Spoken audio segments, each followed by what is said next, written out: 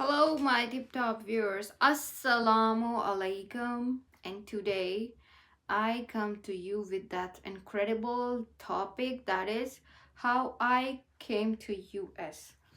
So मैंने इस चीज़ की सीरीज बनाई है guys. मैं आपको अपना फर्स्ट जर्नी से लेकर लास्ट जर्नी तक कि मैं किस तरह से यूएस आई मैं आपको पूरा प्रोसेस बताऊंगी इसका and you have to stick with it. आप इस चैनल को देखते रहिए, सब्सक्राइब करते रहिए. जो चलते हैं अपनी टॉपिक की तरफ. सबसे पहले मैं आपको बताती जाऊं कि मैं यहाँ पर किस कैटेगरी पर आई हूँ. मेरे फादर यहाँ पर यूएस में like 20 years before my family came here. My sister married to a US citizen and my sister applied for my parents and they then just apply for the children like me and my other siblings. मेरी जो category थी वो US citizen की थी, unmarried child of US citizen. When my father got 2014 the naturalization and the citizenship, they applied for me. But in this situation he just made a mistake, जो कि मैं आपको एंड पे बताऊंगी कि उन्होंने क्या गलती की जिसकी वजह से मेरा प्रोसेस बहुत ज़्यादा लेट हुआ. और वो गाइज आप ये गलती ना करें, आगे आप इस चीज़ को कंसिडर करें और वो गलती ना करें. मैं आपको आगे बताऊंगी कि क्या हुआ था.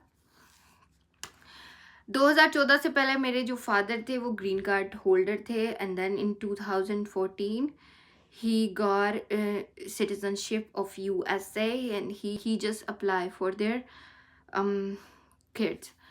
Like me, I was younger when my parents जब उधर गए तो मैं बहुत छोटी थी, like you can say that 16 साल की. तो उसके बाद उन्होंने जो मिस्टेक की वो ये की कि ग्रीन कार्ड पे ही मेरा अप्लाई नहीं किया. उनको ग्रीन कार्ड पे ही मेरा अप्लाई कर देना चाहिए बिकॉज ग्रीन कार्ड पे जो बंदा यूएस में रहता है वो अपने बच्चों को बुला सकता है अगर वो अनमैरिड है. लिसन केयरफुली, अगर वो अनमैरिड है वो अपने बच्चों को बुला सकते हैं. वो सिटीजनशिप का वेट ना करें. अगर आप सिटीजनशिप का वेट करेंगे उनकी एज भी गुजर जाएगी और इस तरह वो लेट आएंगे, जो कि मेरे फादर ने एक गलती की, मेरे डैड ने ये गलती की. मैं चाहती हूँ आप ये गलती ना करें. बैक इन 2008 जब वो गए तो उनको वहीं पे 1 साल बाद उनको ग्रीन कार्ड मिला तो उनको अप्लाई मेरा कर देना चाहिए था, but he didn't. He waited for the citizenship and he just apply for me. And here is, you can see it's 2014 and I came in 2021 and I came in 2024. देखो कितनी देर है. They applied for me when he got citizenship in 2014 and I came after almost 10 years. इस procedure को कितनी देर लगी है. अगर आप अपने अनमैरिड किड का अप्लाई करते हैं ना, आप सिटीजन हैं, तो कम से कम उसको जो प्रोसेसिंग टाइम है वो 5 साल है. 5 साल बाद आपका अप्रूवल लेटर आएगा, वेलकम लेटर आएगा. 5 साल बाद आपके बच्चे को वेलकम लेटर आएगा और उसके बाद इंटरव्यू को कोई पता नहीं कि वो 1 साल बाद आता है या 2 साल बाद आता है या 3 साल बाद आता है. Because in my situation there were COVID-19 backlogged so much, so I waited almost 2 years to get my interview. मुझे कम से कम 2 साल लगे अपना इंटरव्यू लेने के लिए, जिसकी वजह से मुझे इतने साल लग गए यहाँ पर आने के लिए.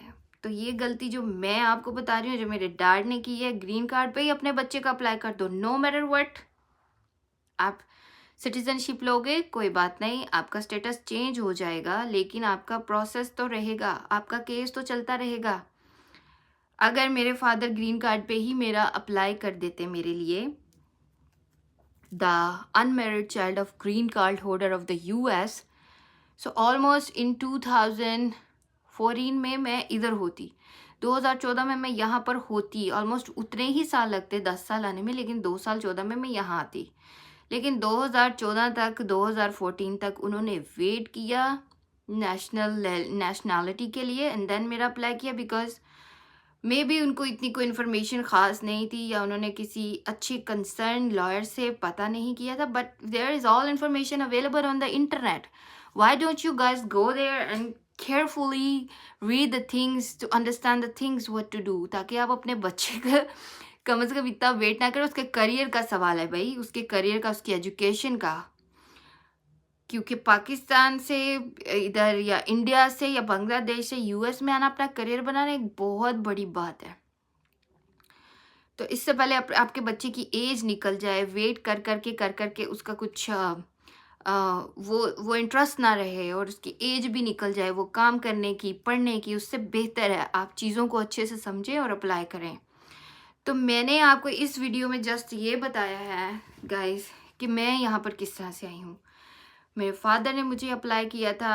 I am the daughter of nationality holder, and he applied for me as F1 category, unmarried child of US citizen, and it took me around 10 years to come.